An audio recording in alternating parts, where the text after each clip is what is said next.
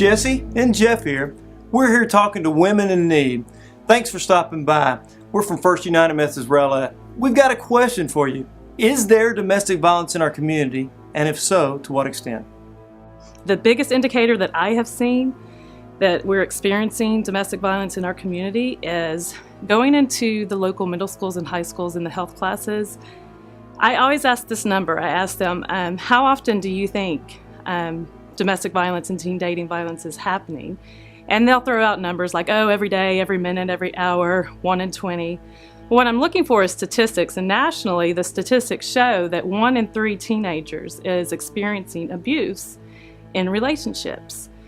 And I'll ask them to stand up. I'll pick every third person. We'll stand up and we'll look at those numbers. The second question I ask after I ask them to sit down is, how many of you know somebody that has experienced abuse in a relationship, or maybe your family member or coworker or an employee?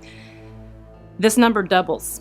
It's never the same as the statistic. It's always more than the statistic. What is that saying to me? That means that it's very underreported. Our second question is, how does domestic violence impact the people, families, and kids and organizations in our community? There's a number of different ways that it impacts our community. First and foremost, and I think what you can statistically show and see through research, is economically. I mean, we're seeing a huge economic hardship because of how we're having to deal with domestic violence, from mental health services to medical services to counseling, therapy. It takes a whole range of industries and organizations to deal with a victim and a survivor of domestic violence. So economically, we're seeing an impact. Emotionally, we're seeing an impact. We're seeing the impact with students and kids being raised in homes where violence is occurring. These kids are more likely to engage in risky behaviors such as drug abuse, alcohol, sexual assault, social problems, social development.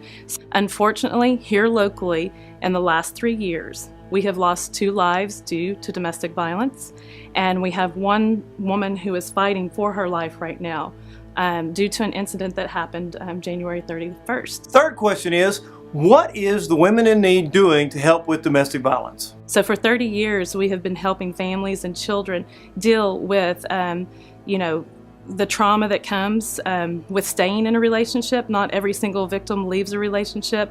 So we help them with safety plans, how to stay safe if they are going to choose to stay in that relationship.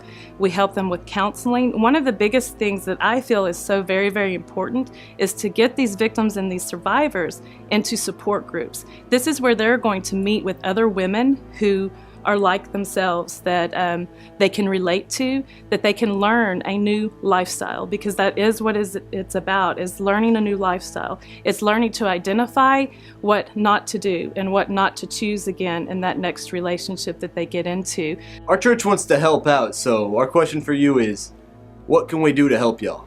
Contact your local domestic violence shelters. There are numerous opportunities for volunteers.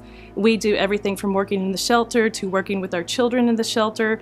I am in need right now of volunteers to get master trained in our teen dating violence program. Women in Need could not do what we do without the partnerships of our local churches and communities and businesses.